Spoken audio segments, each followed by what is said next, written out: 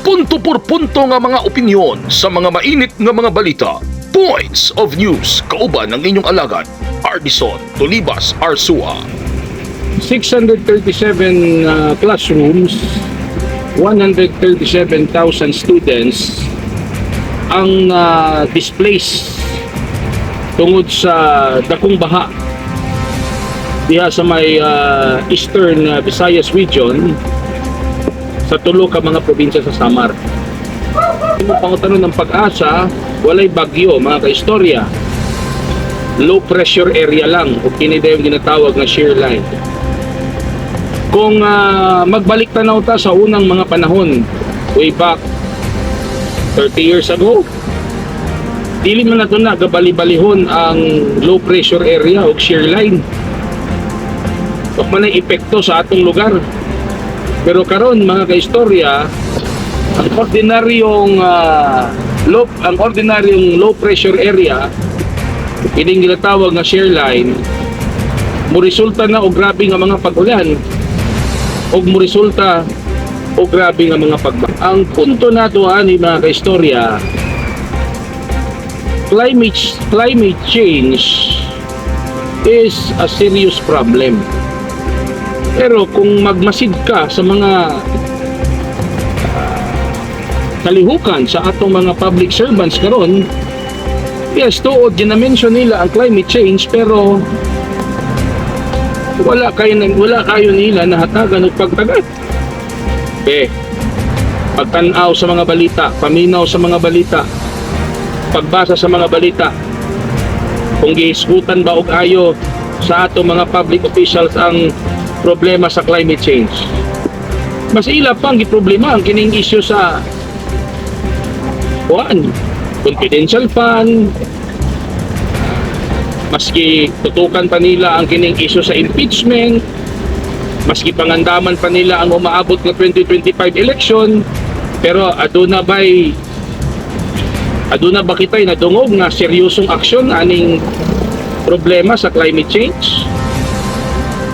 Kung sa'y nakita na ko ani mga kaistorya nga angay natong buhaton aning problema sa grabe nga mga pagbaha karong mga panahon na.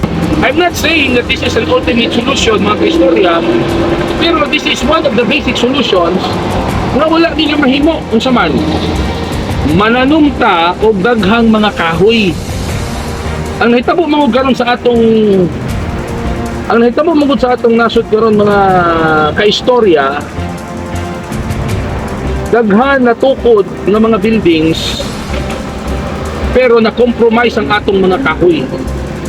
Daghan mga kakahuyan ang mga gipangputol, kay gipangpulihan og mga condominiums, gipangbulihan og mga malls. Nakapokus kita sa ginatawag na gray infrastructure projects. Karon ang dakong challenge karon sa atong mga public officials kung unsaon nato pagsabay unsaon nato pagsabay ang gray infrastructure o ang green infrastructure. Sa ito pasabot ana mga kaistorya. Unsaon nato nga matuloy-tuloy gihapon ang atong mga infrastructure project nga dili matandog ang atong mga kakahuyan. Kay usa sa pinakahinungdan nganong adunay mga pagbaha, adunay mga paglandslide, tungod kay wa na tay mga kahoy. Ang kahoy kung imo nang tun-an mga kaistorya, mo nay kusog kay mo absorb sa tubig. Pero unsa pa may i-absorb mga kaistorya nga wa na may kahoy? Puro naman ta condominium, puro naman ta buildings, puro naman ta apartments, puro naman ta mga malls. So karon mga kaistorya, mo nay angay kun. Karon ang gipaabot sa mga Pilipino, unsay preventive solusyon aning grabe nga mga pagbaha, dili reactive. Kaya nakita nato karon mga kaistorya, reactive solution nan. Kapag ka na'y pagbaha, na'y paglandslide, na'y mga biktima, na'y mga nadaot nga mga balay, na'y mga displace, ang atong reactive solution, padalag ayuda, padalag pagkaon, padalag mga cash assistance. Pero unsa ba atong preventive solution ani para nga ma-minimize kining grabe nga mga pagbaha, kining grabe nga mga paglandslide? So, ang akong nakita ani mga kaistorya ha, Dili ba pwede nga maghimo ta og usa ka balaod bakaha or usa ka executive order mandating all the local government units to establish its own rainforest? Diba? Kada LGU, mga kaistorya, barangay, syudad, probinsya, munisipyo, adunay paghimuon, adunay i-establish na kining ginatawag na rainforest. Buti pasabot mga kaistorya, mananumtag daghang kahoy. Mananumtag daghang kahoy mga kaistorya.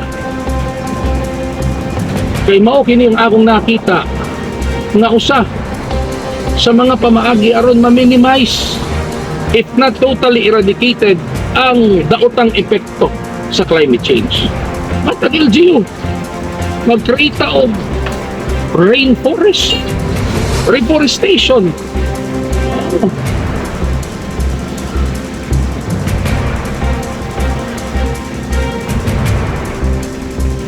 Kung mag-tree planting ka, tree planting yun. Dili kay tree planting lang for picture taking and press release.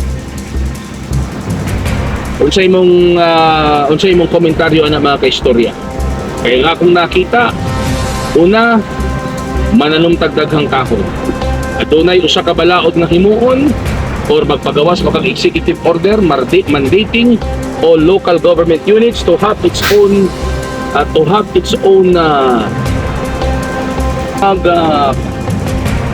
plano kung unsaon nga bisan pa man tuod tuloy-tuloy ang atong mga infrastructure projects apan dili makompromise ang atong mga kakahuyan. Unsaon na nga makahimo tag dalan, makahimo tag building na dili maputol or dili mga putol ang atong mga kahoy. Kung sa inyong mga istorya na mga kaistorya, please write your comments below and please don't forget to follow my page, Mag-Istorya Ta Infovlogs, and my TikTok account, Mag-Istorya Ta Infovlogs, and my YouTube channel. Please subscribe, Mag-Istorya Ta Infovlogs YouTube channel, like, comment, and share. Daghang salamat ug may adlaw.